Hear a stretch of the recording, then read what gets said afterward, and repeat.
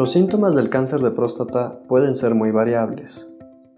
Cuando el paciente ha sido diagnosticado de cáncer de próstata, puede haber sido por alguna revisión regular. ¿Esto qué quiere decir? Que normalmente el cáncer de próstata no genera ningún síntoma. Forma parte de alguna de las enfermedades que conocemos como silenciosas. Se puede progresar la enfermedad y no haberse dado cuenta por no tener ningún síntoma.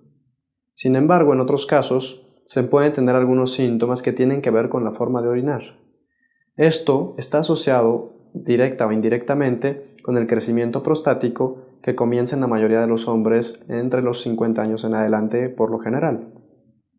Los síntomas entonces pueden estar asociados a una disminución del calibre del chorro de orina, es decir, orinar con menos fuerza o con menos calibre, o tener alguna molestia como puede ser la falta de vaciamiento de la vejiga o tener algún sangrado con la orina, aunque normalmente es menos frecuente en el cáncer de próstata.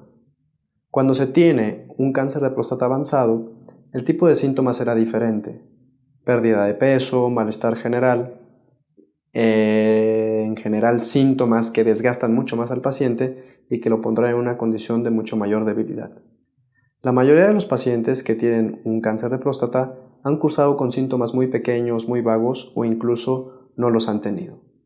Las causas del cáncer de próstata principalmente son el heredo familiar, es decir, el riesgo que tenemos directamente de que no haya sido heredado de nuestros padres o nuestros abuelos.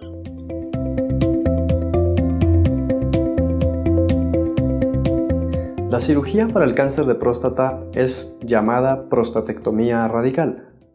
¿En qué consiste la prostatectomía radical?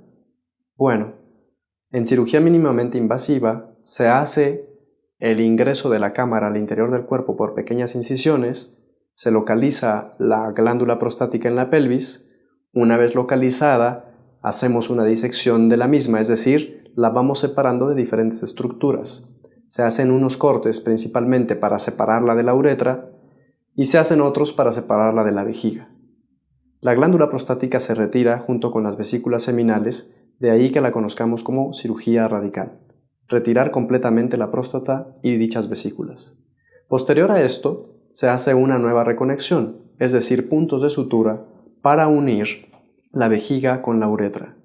Esto tiene ciertas implicaciones para la cicatrización, y una de estas es el tener colocada una sonda en el interior de la uretra. Esta permanecerá durante 5 días para lograr la cicatrización. Además, se dejará algún drenaje para vigilar en el posoperatorio.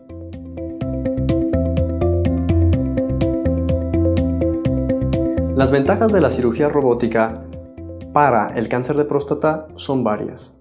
La principal de ellas va encaminada a tener un control de la orina, es decir, que la precisión de la cirugía robótica al momento de cortar la uretra y volverla a unir a la vejiga permitirá que los pacientes se encuentren completamente continentes. Esto quiere decir que el paciente no tendrá fugas de orina después de la intervención.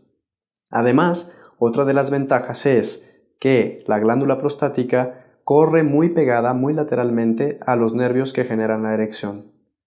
Cuando logramos cirugía robótica de alta precisión, podemos conservar estos nervios. Esto también tendrá que ser llevado a cierto aspecto de rehabilitación del paciente para lograr un segundo punto muy importante en la calidad de vida, que es el mantenimiento de la vida sexual. Además, la precisión de la cirugía robótica nos permite decidir en cierto momento qué tan lejos o qué tan cerca tenemos que ir de alguna lesión sospechosa o tumoral, y con esto lograr resecarla completamente. Así pues, la cirugía robótica tiene muchas ventajas respecto de la calidad de vida de los pacientes, que se verán reflejadas después de la intervención. Además de las ventajas propias de menor cantidad de sangrado, menos días de hospitalización y una recuperación más pronta.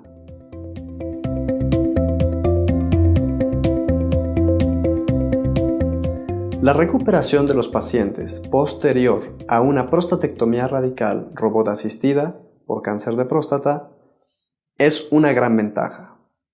El paciente aquel que es operado de esta manera normalmente cursará 3 días de hospitalización.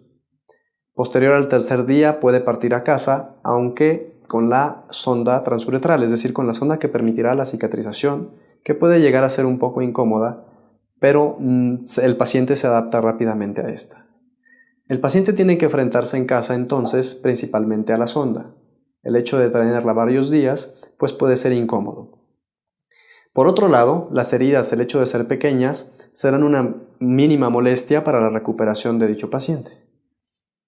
Entonces, dentro de la recuperación, el paciente podemos calcular aproximadamente unos 5 días a 7 días para el retiro de la sonda y además una rápida rehabilitación. El paciente puede ponerse de pie, puede caminar, puede subir, puede adaptarse mucho a las actividades cotidianas.